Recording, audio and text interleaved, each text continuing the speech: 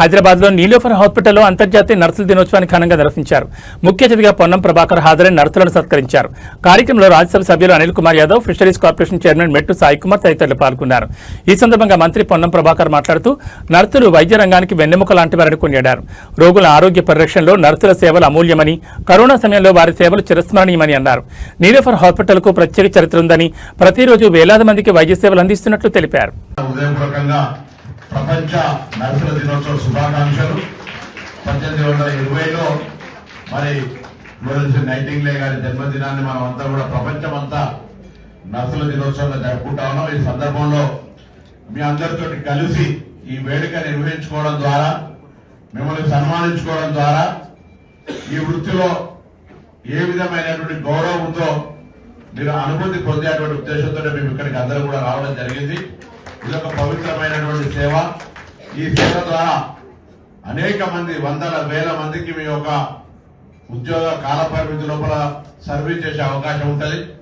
తప్పకుండా ఏ విశ్వాసం కొద్దైతే మీరు రోగికి సంబంధించి ఎటువంటి ఎంత ఇబ్బంది ఉన్నా, రోగికి ఎటువంటి వ్యాధి ఉన్నా మీరు చేసేటువంటి సర్వీస్ చూస్తే తప్పకుండా ఎవరైనా మీ సర్వీస్ ని అప్రిషియేట్ చేయాల్సిందే. ఈ సందర్భంలో మీ అందరికీ కూడా హృదయపూర్వకంగా ప్రభుత్వం తెలంగాణ పక్షాన మీ అందరికీ అభినందనలు తెలియజేస్తా ఉన్నా. ఈరోజు ముఖ్యంగా ఈ హాస్పిటల్ ఒక ఎగ్జాంపుల్ ఉదాహరణ తీసుకుంటే, చిన్న పిల్లలకు సంబంధించి దాదాపు రోజుగా 1500 నుంచి 2000 మంది ఇన్పేషెంట్ వస్తూ ఉంటారు. దాని తర్వాత 1300 నుంచి 1500 దాకా ఇన్పేషెంట్స్ బెడ్స్ ఉన్నాయి. ఇన్ఫ్రాస్ట్రక్చర్ ఉంది, ఇంకా ప్లేస్ కొంత సరిపోవడం లేదు కావచ్చు. ఇది ఎప్పుడో ఎస్టాబ్లిష్ అయినటువంటి హాస్పిటల్. ఇంకా దీని తర్వాత 100 హాస్పిటల్ వచ్చినా ఇలా నీలోఫర్ ఇస్ నీలోఫర్.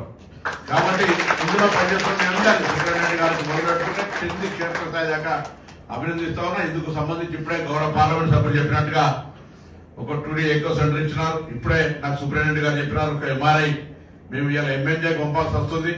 నేను కలెక్టర్ గారిని ఏదైనా అవైలబుల్ ఫండ్స్ ఒక ప్రపోజల్ రాయండి మీరు మెడికల్ సెక్రటరీకి. నేను కూడా ఇప్పుడే క్రిస్టియానా గారికి మాట్లాడాను. క్రిస్టియానా మేడం కు సంబంధించి విషయాన్ని నోటీసులో తీసుకువెళ్లాను. తప్పకుండా దాన్ని కూడా తీసుకొచ్చే ప్రయత్నం చేస్తాం. ఈ సందర్భంలో ఒకటే మాట, నర్సులకు సంబంధించి డాక్టర్ గా మరి ట్రీట్మెంట్ చేస్తుండొచ్చు. డాక్టర్ ఆ యొక్క వ్యాధిని డయాగ్నోజ్ చేసి మెడిసిన్ ఇస్తారు కావచ్చు, కానీ అది మెడిసిన్ ఇంటర్నల్ గా పనిచేస్తుంది, మనకు బయటికి విజిబుల్ కాదు. కానీ నర్సు సర్వీస్ అనేటువంటి విజిబుల్. ఆ పేషెంట్ యొక్క మనం మీరు యాక్సెప్ట్ చేసినా చేయకపోయినా మున్నాబాయి MBBS సినిమా లాగా, అంటే ట్రీట్మెంట్ ఒకవైపు 50% అంటే 50% సర్వీస్ మీద తప్పకుండా పేషెంట్ రికవర్ అవుతారు. That is my believe. నాకు పూర్తి విశ్వాసం ఉంది. ఎందుకంటే డాక్టర్ చదువుకుంటేనే రోగ నివారణ అవుతుందనే కాదు, ఇలా నర్సులుగా మీరు పేషెంట్స్ చేస్తున్న సర్వీస్. నేను ఒక్కొక్క పేషెంట్ చూస్తూ ఉంటే హాస్పిటల్కి వస్తే మనం దూరం చూసి ముక్కు పట్టుకొని వెళ్ళిపోయేటువంటి పరిస్థితి. Not criticising anybody, but atmosphere, అటువంటి అట్మాస్ఫియర్ లో కూడా మీరు పేషెంట్ సర్వీస్ చేస్తూ ఉంటారు. ప్రాణం పోతుంటే కూడా ప్రాణం దక్కేయడానికి ప్రయత్నం చేసేటువంటి ప్రయత్నం జరుగుతుంటది.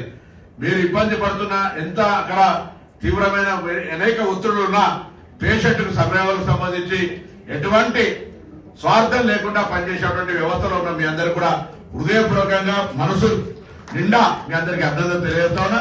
అందుకే నిన్న DMHO గారు నేను ఎడ్యుకేషన్ వారోత్సవాల సందర్భంగా కలిసినప్పుడు మరొక ముచ్చట వచ్చి ఇట్లా రేపు నర్సింగ్ మా దామోదర్ రాజనరసింహ గారు సాయంత్రం నర్సులకు సంబంధించిన నియామకాలు ఇస్తా ఉన్నారు.